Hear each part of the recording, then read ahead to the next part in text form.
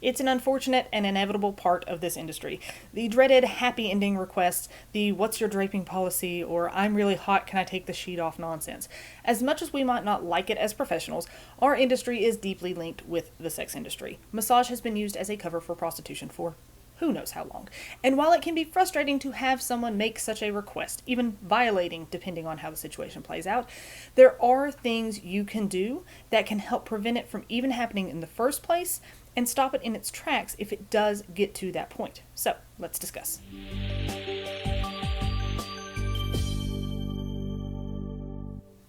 Hey guys, Savannah Bell here with My Massage World, where I give business advice and tips for the real world.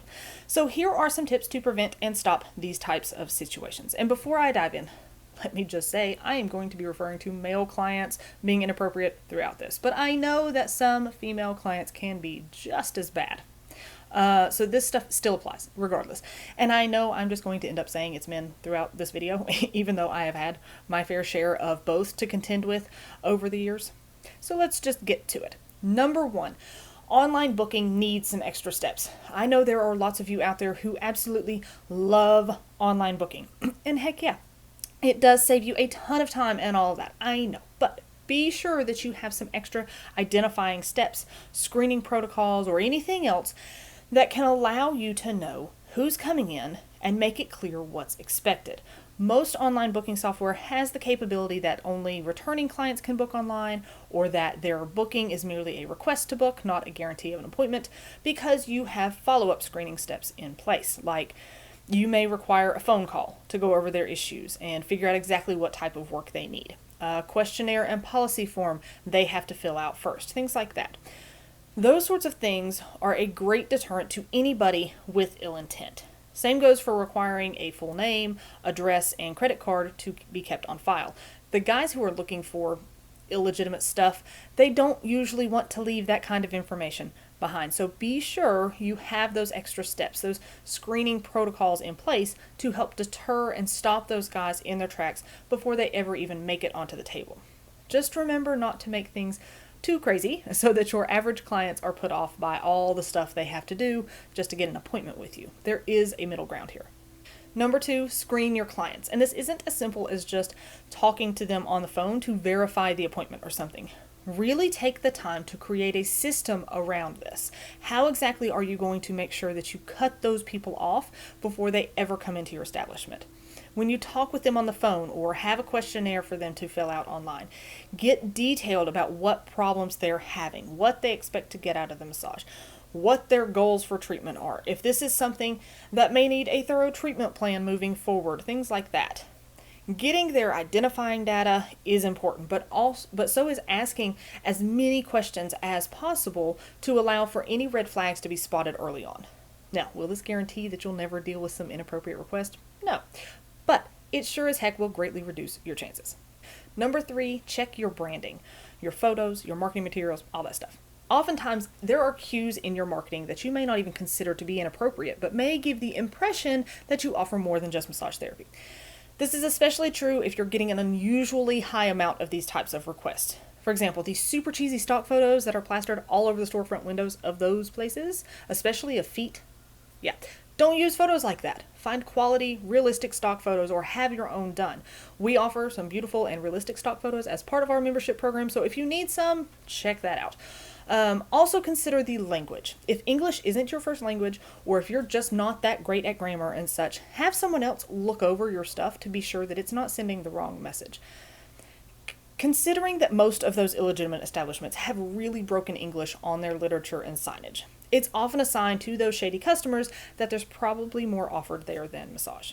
And this brings me to number four, check how you carry yourself. There's a few things I mean in this. If you're the meek, soft-spoken, and in no way assertive type, you're unfortunately more likely to be faced with these kinds of situations. Sorry, but these guys don't usually want anyone who's going to stand up for themselves, so they're looking for that type. Okay, so work on your confidence, your assertiveness, and in general, carry yourself with that sort of posture and presence, at least while at work. It really does make a big difference.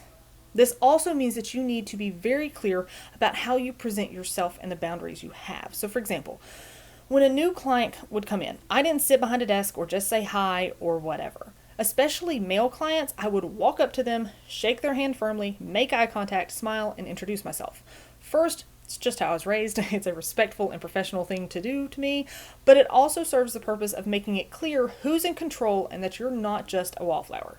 I mean, it helps that I'm 6 feet tall, always kind of through them, but in general, you want to not be overbearing, but still confident and in control from the very first interaction. This can also translate into how you speak and respond in conversation with them.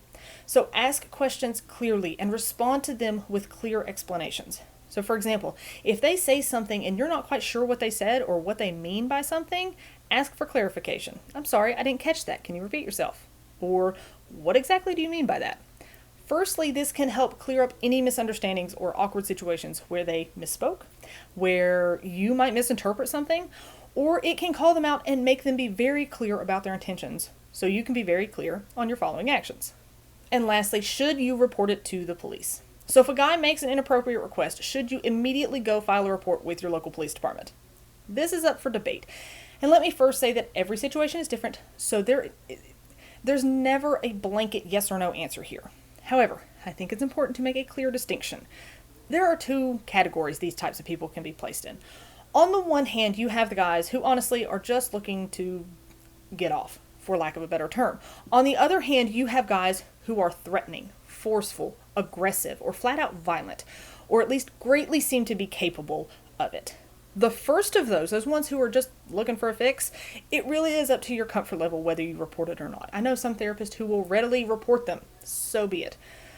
But I also know a lot of others, including myself, who will roll our eyes, get frustrated, but just tell them to go check the street corners instead.